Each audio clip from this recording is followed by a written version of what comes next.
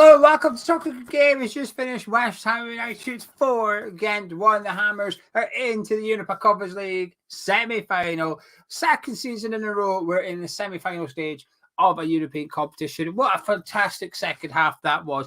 Was it the best football? Not always, but in terms of enjoyment, in terms of happiness, oh, I'm buzzing right now. Sunday was feel good after that performance against Arsenal, but tonight I am just really, really happy. I'm absolutely delighted with that second half. Oh, semi-finals. Here we go. We can win this competition. Let's talk about the game, though. I'm doing it with a smile on my face. We went 1-0 down. We went 1-0 down. But listen, the first 10 minutes I thought was quite an enthusiastic, energetic start from West Ham. Lacking the quality. We didn't test the goalkeeper or anything, but it felt quite good. But it sort of tailed off very, very quickly, though. We got a little bit scrappy between the two teams. There was not much composure out there. When we were getting into the final third, weren't really doing anything with it. The deliveries were pretty poor. And we went a goal down after the 25th minute. Cooper's, again, he scored in the first leg and he scored again tonight. But it was all our own fault. It was Lucas Paqueta's fault initially. Gives the ball away. Lazy pass. And it's not the first time he's done it, is it? You see him doing these passes quite often. And he was looking really good up until that point. He was, fending off 3-4 players at a time, just strolling around the middle of the pitch, doing his passing. If anything, I think he gets a little bit too confident, gets a little bit lazy. Very slack pass with his right foot, intercepted. They broke, decent enough crossover. Someone had a shot, don't know who it was. Completely scuffed it, but it fell to Coopers, who was on the edge of our 6-yarder unmarked, and he put into, the back of the net, Nevergaard's chest. But we made it 1-1, right about the 37th minute. Fantastic free kick by Jared Bowen. I love a free kick like this. One of those where if you're a defender, it's difficult to touch. You're going towards your own goal. The power is on the cross. The accuracy from Jared Bowen's brilliant, because even if Antonio doesn't get it, there's a possibility that Thomas Souček does. And if Thomas Souček doesn't get it, there's a possibility that someone else does, or it goes in the back of the net. The delivery from Jared Bowen is just perfection. Antonio, he's just stands still, but he uses his strength. The defender can't get near the ball. Antonio just stands still and just says, no, I'm having this, and just flicks into the back of the net. 1-1, went in at half-time, and that was a bit meh. I thought we were playing okay in the first half at best. We were lacking composure, lacking quality. But the one thing that reassured me about us winning the second half, and I thought we would. I went on at halftime with Charlie, and I said, we'll win the second half. We'll win. We'll be fine. Because Gent weren't that great. Their tactics were good. Their tactics were the same as the first leg. Good. They were causing us a bit of trouble. They were going forward with the counter-attacking football, causing us a little bit of bother now and again. But at halftime tonight, 135 minutes I've seen Gent in the last 2 weeks now. They were okay at best. Quality, lacking star quality. They didn't have any. We had it. We just weren't showing it in the first half tonight. And if we could turn up for the second half, we would win tonight comfortably. That was my conclusion at halftime. And boy, did we turn up in that second half. That was a 45 minutes. It was about 10 minutes to enjoy, really. 55th minute, we got a penalty. I mean, we could have probably had one in the first half as well for a handball. And I'm not going to go over it too much because I feel good, but it's just a lack of consistency, isn't it? You see decisions like the one against Manchester City last night with Akanji, where the ball gets belted out of his arm from a yard away. That's a penalty. But then tonight in the first half, that one, I don't even know if VAR checked it, but there was no penalty given for that. Similar in terms of close proximity, hitting the arm out to the side, etc. But the second one, the one that was given a penalty, I mean, there is no way you can't give that. There's no one around it. He falls over, right? The defender's a little bit unfortunate. He slips, it hits his thigh, goes onto his arm. But there's no way you cannot give that as a pen, because the guy, he can see the ball coming. There's no way that defender, I mean, like I said, it's clumsy. He slipped. He's a bit unfortunate. Tough. The ball got played from miles away. And there's no one around him. But tell you what, Lucas Paqueta, I mean, I'm a little bit... We've now got two penalty takers, haven't we? Because Ben Rama took one at the weekend and scored it. Calm, cold, bang, precise, lovely penalty. So we get a penalty tonight. Paqueta takes it. Now, I'm not complaining, but because I thought on Sunday when we did the build-up show for the Arsenal game, someone said, "Who's going to take the pen?" I said, "Oh, it'll be Paqueta. He took one against Leeds." Well, Benrahma took it, and then tonight Paqueta takes it. Fantastic penalty, though. I mean, he goes with a stumbled. He does a stutter, waiting for the keeper to. I mean, the commentator said, "Oh, he's waiting for the keeper to die." I don't think he is, mate. He put it the same way as the keeper went. Why would you do that? So he's waiting for the keeper, doesn't see where the keeper is going, so he has to then gamble.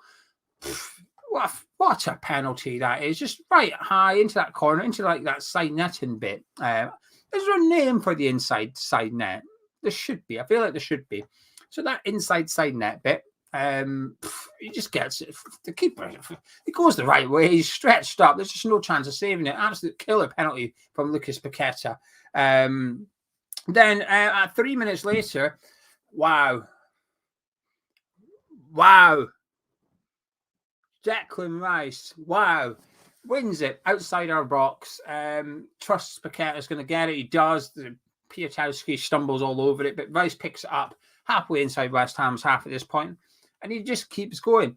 And in fairness, one of the Gent players comes right up behind him and sort of makes Rice speed up a little bit. Rice is sort of slowing down, looking at his options, but because there's a Gent player right behind him, Rice has got no option other than put the burners on and just go straight sprint. Gets to the edge of the 18-yarder and just having a little look. Up against Akumu. He sent Akumu back to Belgium. Honestly, that Akumu took another step. He would have been checking in at Gatwick to get back to Belgium. Declan Rice just, it was unbelievable. The drop of the shoulder from Declan sent him, it was perfect. Onto his left foot, into the far corner. What a fantastic goal that was. I can watch that goal again and again.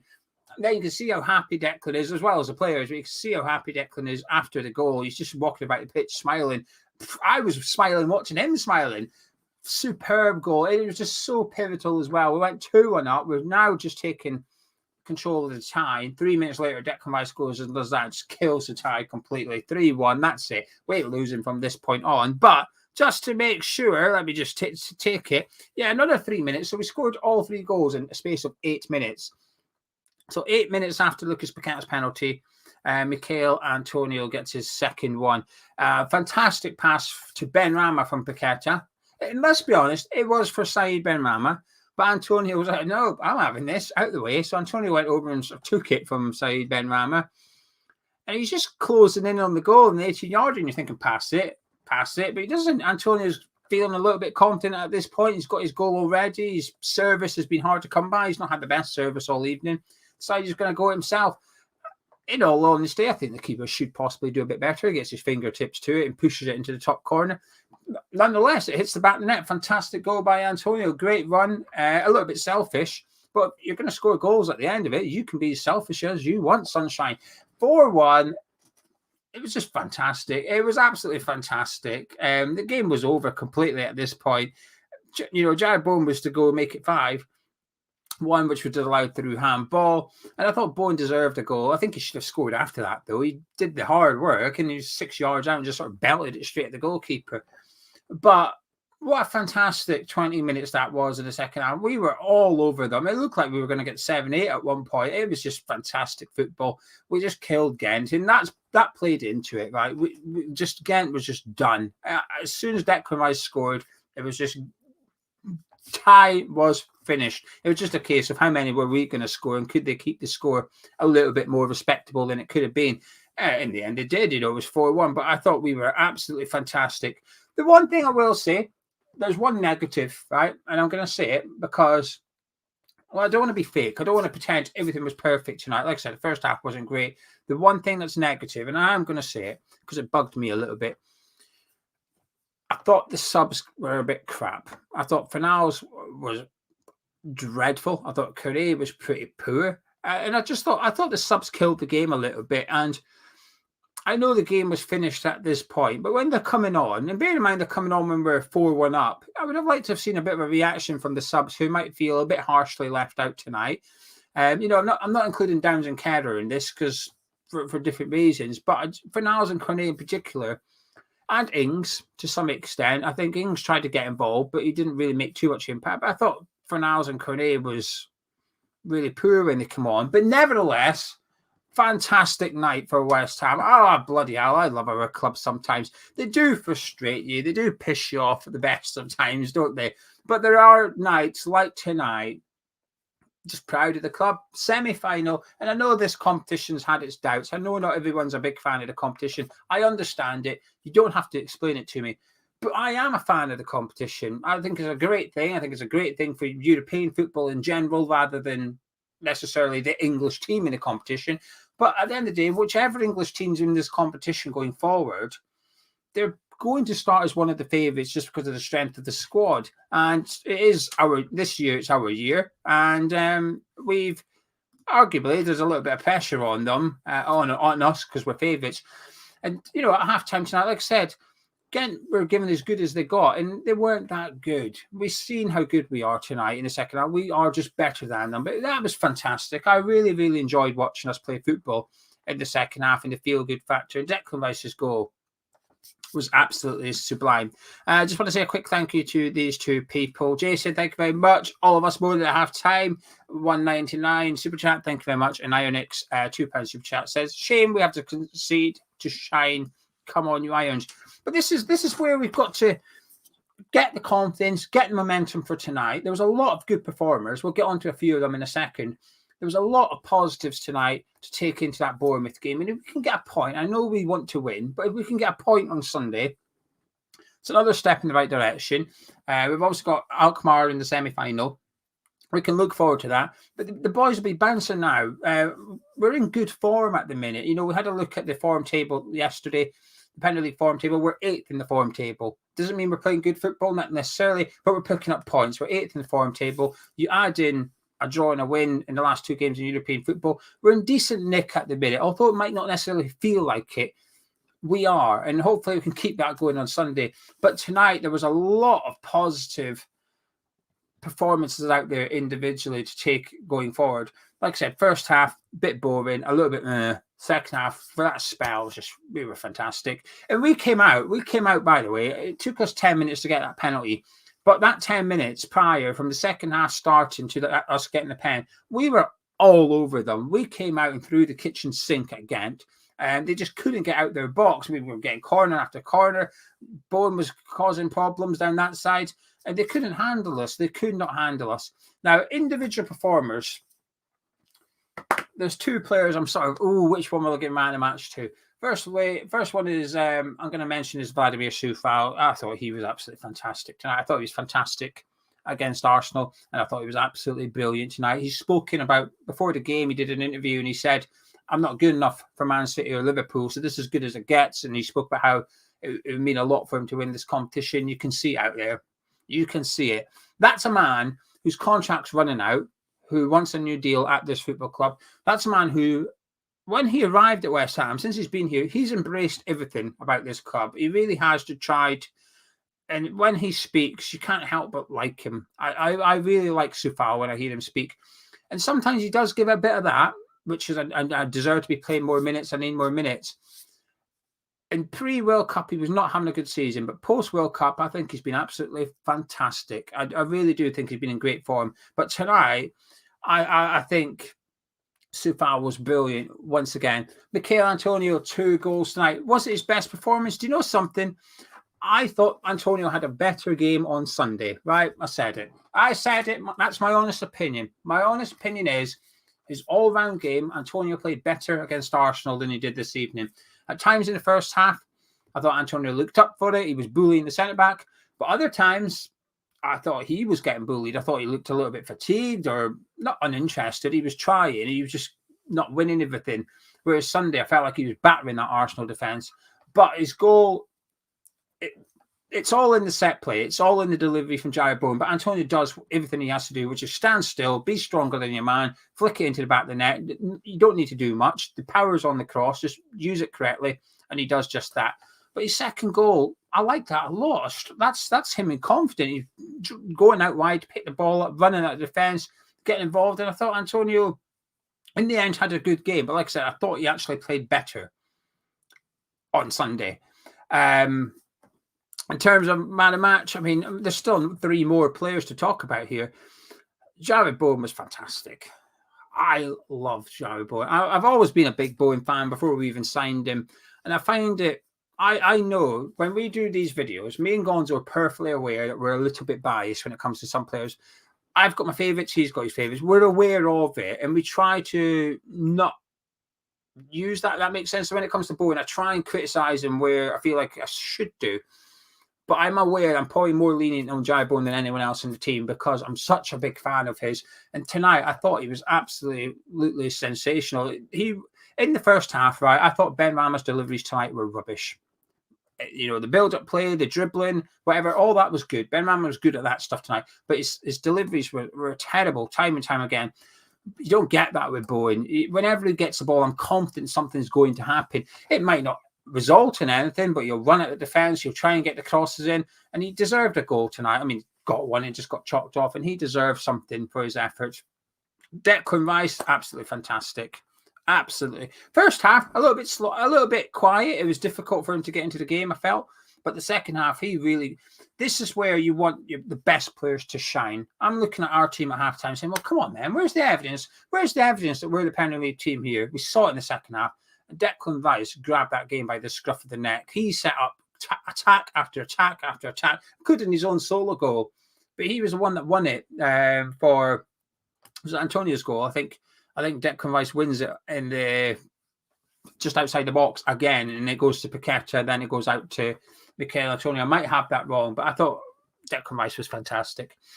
Before we do the man of match, just can I get you to like the video, please? If you're enjoying it, just clicking the thumbs up takes a few seconds, helps the channel out a lot. And if you're new to Hammers Chat, please do subscribe if you're new around here.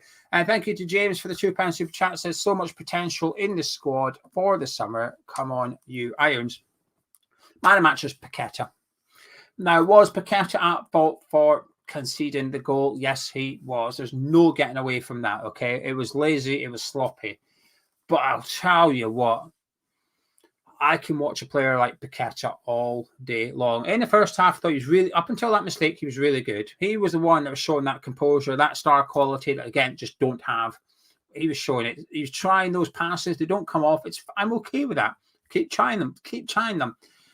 And then in the second half, he was enjoying himself out there. His passes were coming off. He started doing a little bit of skill. There's a couple of Gent players, that number 8 that came on with the double barrel name. He did not like Lucas Paqueta, kept arguing with him, but you can see Paqueta was enjoying it. I mean, we're winning 4-1 with 5 minutes to go, and he's still getting stuck in as if it's 0-0. I absolutely love the bloke. Honestly, I absolutely love him. I think his ability is ridiculous. I think his work ethic almost doesn't suit the type of player he is. I think sometimes when players like that come where they like getting on the ball and trying to flare the flair parts of it, sometimes you're lacking in other areas. I don't see that with Paqueta. At times he can be lazy. I will say that. There is 1 or 2 times I've seen him walking instead of running or whatever. But there's also plenty of times where I have seen him bombing back, trying to get back and help out, whatever. But tonight I just thought he was class. Absolute class. I think it was Emerson unnecessarily fizzed a really strong pass into his feet. It was only 15 yards. He could have just passed. But anyway, he belted at him. He just killed it dead. I thought, wow, right, okay. There's no one else in the squad that could do that. No one else. It would usually ricochet off them. He just killed it dead. And I thought this and his skill that he did to give it to Emerson out on that left touchline, he started to entertain the fans a little bit. And I thought, this is what we need. We're 4-1 up. Have a little bit of fun. Give the fans something to cheer about as well as the 4 goals. But let's give you a little bit of fun. I thought Paqueta was absolutely fantastic. I really, really do. And lastly, before I go, well done, David Moyes. I'm the first to criticise him. I'm not his biggest fan. This does not reflect my long-term view of David Moyes. This is for tonight only. But well done, David Moyes, tonight. Fielded what is his strongest 11, I think. Might not be my strongest 11 or your strongest 11, but I think that is what David Moyes' strongest team is. You can debate whether it's obviously not the keeper because it's the cup run. You can debate Emerson versus Creswell at left back, but I think Aguerd, Zuma, Soufal, Rice, Paqueta, Souček, Bowen, Benrahma, Antonio. I think that is 9 of his starting 11. They'll start against Bournemouth at the weekend. He took this competition seriously. He has done from the start. He's navigated this competition perfectly. We've won every single game bar last week in Gent, and it wasn't necessarily a bad result. And after the game, he said we didn't play well, blah, blah, blah. And he's shown that. You know, he picked a strong team tonight, got asked about the changes, and he said we didn't play good enough in Belgium last week. So he was going with this team tonight. And it justified it. You know, we've got the big win. Obviously, if we lose against Bournemouth, there'll be a bit looking back going, did he feel too strong a team? We're in the semi-final of the European Cup. Every season, whenever we have a manager that dismisses the cups, I'll sit here and complain and whinge. I will sit here. And Moyes in his first tenure here did that. I remember him rocking up Arsenal quarter-final. It's like his third game in charge or something. Then we had Newcastle in the league. He threw that cup game, didn't want it, and then we end up losing against Newcastle anyway. I was fuming with him. I thought, no, I don't want a manager here that does not try to win a trophy. I want to see us win a trophy. Moyes, in his second tenure, I feel, is always taking the cup seriously, and he's doing it again with this Conference League. He wants to win this, and tonight I thought he got his tactics bang on. He got his team selection bang on. The subs were understandable. It killed momentum. When we did that triple sub, that was it. It was... The pace dropped, the tempo dropped, the quality dropped quite a lot. But we're 4-1 up. We've got Bournemouth on Sunday. He has to rest Zuma. He has to rest Rice and Antonio. It's the right three players to take off the pitch. So like I said, did I agree with his starting 11? No, one player in particular I didn't necessarily agree with. However, we've got the job done. So well done to David Moyes. And I just want to say a quick thank you to KP. Let's hope we bring that second half momentum to Bournemouth. Cheers, Kim. Thank you for your £5 super chat, Kim. And lastly, there was someone that just asked a question. David says, do you know what happens to Europa League places in the Premier League if we win the Europa Conference? Nothing. Nothing happens. The Conference League is allocated, the winner of the Conference League is allocated a space in the Europa League next season. Regardless of what league you're in, it just means that England will have an extra team playing in the Europa League. So at the minute, we've got 5th place, the winner of the FA Cup, and should West Ham win the Conference League, West Ham. So there'll be 3 English teams in the Europa League next year if we were to go on and win the competition. Anyway, I'm going to disappear now. Like I said, please do drop a like on the video. If you don't mind, click the thumbs up. Really helps the channel out. Subscribe if you're new to Hammers Chat. And myself and Gonzo, we'll catch up with you tomorrow with our Bournemouth preview. 2 happy hammers on that preview. Unusual, but we'll catch you then.